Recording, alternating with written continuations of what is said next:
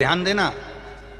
कई लोग कहते हैं गुरुजी ये एक लोटा जल तुम कहां से लेकर आए हो, ये एक लोटे जल की महत्वता कहां से लेकर आए हो। जो दुनिया के लोग शिव महापुराण पर उंगली उठाए, शंकर जी के पूजन पाठ पर उंगली उठाए, उनको यह कथा जरूर सुना देना कि एक लोटा जल कहां से आया। आप लोग एक लोटा जल चढ़ा रहे हो तो सियोर वाले महाराज पर कोई एहसान नहीं कर रहे हो, ना महादेव पर एहसान कर रहे हो। एक लोटा जल अगर आप शिव जी के मंदिर में चढ़ा रहे हो तो तुम एहसान नहीं कर रहे हो, तुम अपने 7 पीढ़ी का नहीं। उज्जैन के महाकाल के मंदिर के पास में ऋण मुक्तेश्वर मंदिर में लिखा हुआ है, एक लोटा जल से 7 पीढ़ी नहीं तरती, 71 पीढ़ी तार रहे हो। किसी सियोर वाले महाराज का या फिर महादेव पर तुम एहसान नहीं कर रहे, आपकी जिंदगी आप तार रहे हो, आपका जीवन आप सफल कर रहे हो, आप अपना जीवन सार्थक कर रहे हो। दधीचि ऋषि की धर्मपत्नी का श्राप सबको लग गया, देवताओं को, सारे देवताओं को श्राप लग गया। देवताओं के घर में संतान नहीं हो रही क्योंकि इनको श्राप था कि तुम्हारे यहां संतान नहीं होगी। संतान क्या करा जाए। पार्वती जी ने भी मन में विचार करा कि ये तो श्राप लगा है देवताओं को, अब करना क्या चाहिए। पार्वती जी ने एक व्रत रखा जिसका नाम था पुण्यक व्रत। कौन सा व्रत है, जम के बोलो, पुण्यक। कौन सा व्रत है, पुण्यक व्रत। पार्वती जी ने एक व्रत रखा जिसका नाम था पुण्यक व्रत। मां पार्वती, वो व्रत 1 वर्ष तक होता है। उस व्रत में 1 वर्ष तक भगवान का पूजन करना, 1 वर्ष तक किसी ना किसी वृक्ष के नीचे बैठकर भगवान की पूजन करना, 1 वर्ष तक वृक्ष के नीचे बैठकर उसी पत्ती का सेवन करना जिस वृक्ष के नीचे बैठे। ये पुण्यक व्रत माता पार्वती जी ने करा। किस लिए करा था, श्रेष्ठ संतान की प्राप्ति के लिए, श्रेष्ठ पुत्र की प्राप्ति के लिए। दिल से अगर कुछ करोगे, दिल से आप भगवान से प्रार्थना करोगे तो वो दिल से देता भी है। कभी आपको बोला इस व्यासपीठ से कि शंकर जी के मंदिर में जाकर इतने लाख रुपए दिया ना, या ऐसा कर देना, या तुम्हारा खर्च करने की कभी बात नहीं करी होगी। बात करी होगी तो केवल 1 लोटा जल या 1 बेलपत्र की, और बेलपत्र की भी बोली होगी कि शिव जी पे चढ़ा हुआ ही तुम तो उठाकर चढ़ा दो, उतने में भी आनंद हो जाएगा। बोला कि नहीं बोला, उतने में भी सुख हो जाएगा। उस 1 लोटे जल का प्रमाण क्या है, पार्वती मैया ने व्रत करा जिस व्रत का नाम था पुण्यक व्रत।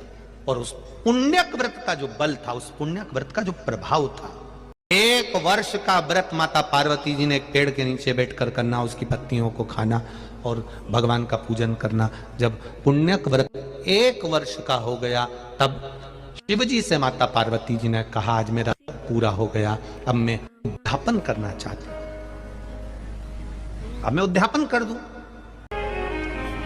उद्यापन का मतलब जानते हो ना आप लोग, व्रत पूरा होता है, पशुपति व्रत पूरा हुआ, 108 दाने आपने चावल के चढ़ाए या बेलपत्री के चढ़ाए या आपने फूल की पंखड़ी चढ़ाई, कुछ भी चढ़ाया, चढ़ाते हो ना 108 दाने, या एक श्रीफल भेंट के साथ शिव जी को दिया। जब तुम्हारा 5 पशुपति व्रत पूरे हो गए तब तुमने 5वें व्रत के दिन ही यह सब कुछ कर दिया कि आज मेरा 5वां व्रत पूर्ण हो गया, आज मेरा उद्यापन हो गया।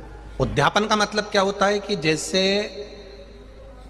कोई प्लाट तुमने लिया, समझना थोड़ा बहुत अच्छे से ध्यान से समझना उद्यापन का मतलब। तुमने प्लाट लिया, तुमने जमीन ली, तुमने मकान लिया, मकान में तुम रहने भी लगे, प्लाट में तुमने घर भी बना लिया, पैसे भी पूरे दे दिए, लाखों रुपए दे दिए, जमीन पे रह रहे हो, मकान बना लिया, प्लाट ले लिया या मकान में रह रहे हो, पैसे भी दे दिए पूरे, रह भी रहे हो, 15 साल हो गए, 20 साल हो गए, 25 साल हो गए रहते रहते, पर तुमने उस प्लाट की, उस मकान की अगर रजिस्ट्री नहीं कराई तो वो मकान तुम्हारा होगा क्या?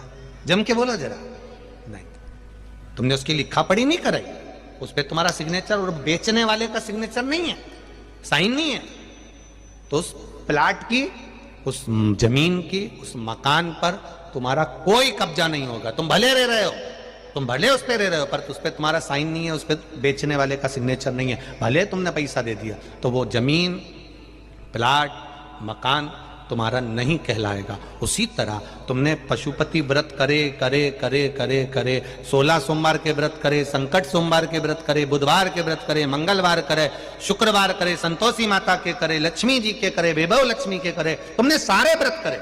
उस व्रत का उद्यापन होना जरूरी है। एकादशी का व्रत कर रहे हो उसका भी उद्यापन होना जरूरी है। प्रदोष का व्रत कर रहे हो उसका उद्यापन होना जरूरी है। उद्यापन हो जाना मतलब मैंने अभी तक जो व्रत करे थे ये सारे व्रतों का पुण्य अब मेरे खाते में आ गया। अब मुझे किसी की जरूरत नहीं, किसी के व्रत की जरूरत नहीं कि मैं मरूंगी।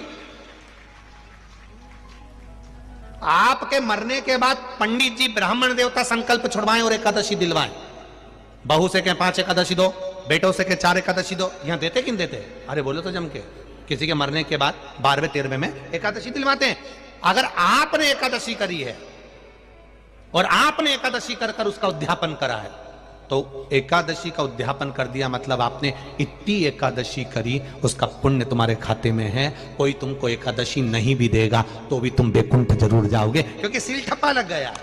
उस उद्यापन का मतलब यह है कि हमारा करा हुआ व्रत हमारे खाते में पहुंच गया। कई लोग घबराते हैं उद्यापन में।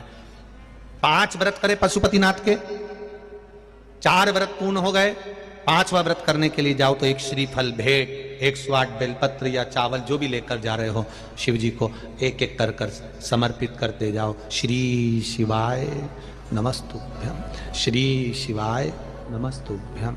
दिए लगा दिए, दिया ले लिया, प्रसाद के हिस्से कर दिए, एक हिस्सा ले लिया, वापिस घर पर आए। 5वें दिन फिर वही दिया जला दिया, फिर प्रसाद का हिस्सा पा लिया। 5वां व्रत पर तुमने उद्यापन कर दिया मतलब तुमने शिव को समर्पित कर दिया।